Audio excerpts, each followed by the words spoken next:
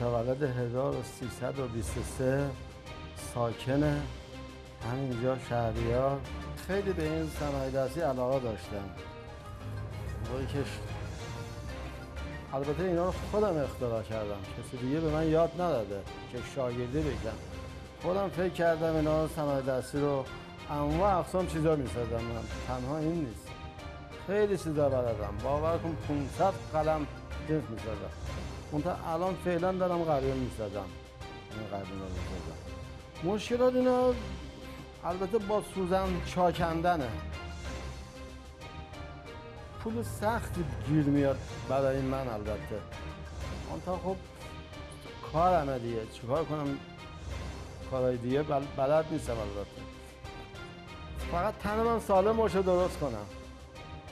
آرزوی دیگه ندارم، یعنی شوق این دارم که درست کنم فقط. به اون صورت که مثلا به جایی برسم نه.